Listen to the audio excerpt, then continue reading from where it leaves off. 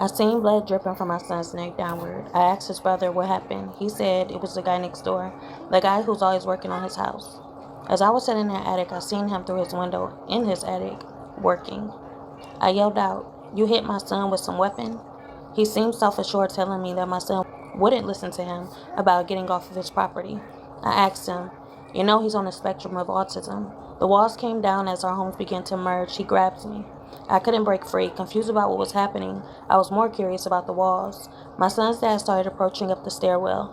The walls returned to normal, as if nothing has happened. I could still see the guy through the window working upstairs. My son's dad asked, "What happened?" I told him.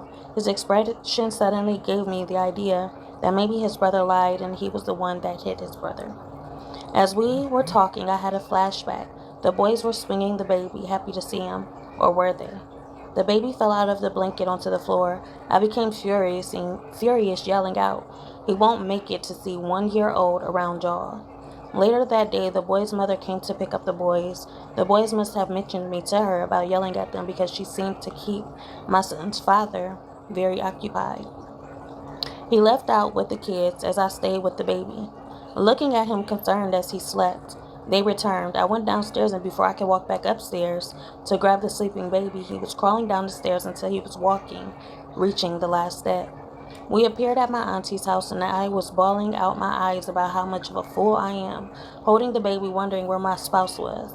I walked up to the parking lot as I seen them through the window, talking to someone on the phone. I started to walk outside to see what was going on until I seen him go through the garage door, still talking and pacing aimlessly.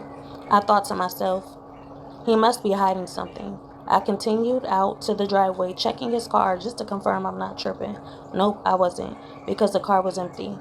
He did go inside, so I went inside, approached by my auntie, wondering if everything is okay. I told her that my spouse was just in the car, talking on the phone as I was going outside, only to find them inside, but now I don't know where they are. We seen him yell out frantically in anger and sped off in the car. I sobbed, bawling out my eyes about how much of a fool I am. Remember to like, comment, and subscribe. Be notified and share at your own free will to show you care.